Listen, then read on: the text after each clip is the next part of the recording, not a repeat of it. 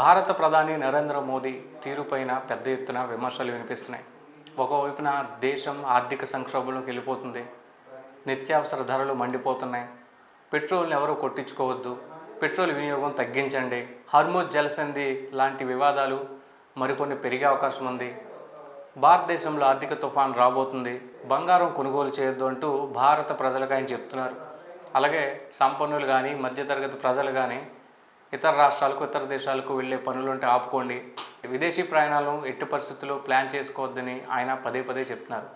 కానీ ఆయన నార్వేలో చేసినటువంటి నిర్వాకము, నార్వేలో అక్కడి పిఎంతో జరిగినటువంటి సంభాషణ మాత్రం ప్రజలకు, భారతదేశంలోని అనేక వర్గాలకు కాస్త కంటకింపుగా మారింది.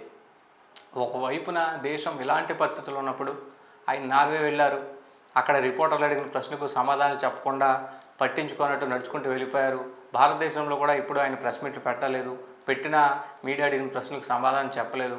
ఆయన ప్రాంతాలు చూసి మాట్లాడతారనేది ఒక బలమైన ప్రధానమైన ఆరోపణ. వ్యక్తిగతంగా ఆయన్ని తక్కువ చేసి మాట్లాడాలను, భారతదేశ ప్రధాని గురించి వేరే విధంగా ప్రస్తావించాలని కాదు, కానీ వాస్తవానికి జరుగుతున్న పరిస్థితి ఇది. అయితే నార్వేలో జరిగిన ఘటన తర్వాత ఆయన ఇటలీ వెళ్ళడం, ఇటలీ ప్రధానమంత్రి మెలనీని కలవడం, కలిసి ఆమెకు చాక్లెట్లు బహుకరించడం, మెలనీలో మెలో, మోడీలో మోడీ కలిపి మెలోడీ అనే చాక్లెట్లు ఇస్తున్నానంటూ ఆయన ముసిముసులు నవ్వడం మాత్రం, ఒక ప్రధానిగా ఆయన హుందాగా వ్యవహరిస్తున్నారు, మెలనీని కలుస్తున్నారు, భారతదేశ ఇటలీ విదేశాంగ వ్యవహారాలపై చర్చిస్తున్నారు, అంతవరకు సంతోషంగా ఉంది.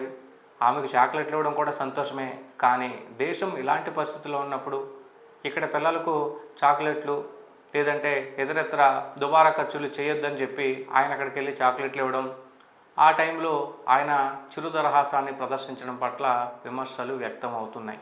ప్రధానిగా ఆయన బాధ్యతలు స్వీకరించినప్పటి నుంచి ఇప్పటి వరకు అనేక విదేశీ ప్రయాణాలు చేశారు.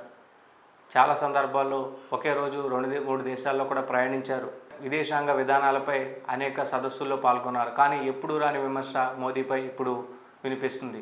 అలాగే ఆయన ఏదైతే పొదుపు మంత్రం పాటించాలని ఒకరోజు చెప్పి అదే రోజు సాయంత్రం భారీ కాన్వాయ్తో ర్యాలీ తీయడం, విదేశీ ప్రయాణాలు తగ్గించాలని చెప్పి ఆయన విదేశీ ప్రయాణాలకు వెళ్ళడం, భారతదేశ ప్రజలందరూ కూడా ఒక నిస్పృహ, ఒక ఆందోళనలో ఉన్న సమయంలో ఆయన నవ్వుతూ ఇతర దేశ ప్రధానితో వీడియోలు చేయడం, ఇవన్నీ కూడా విమర్శలకు తావిస్తున్నాయి.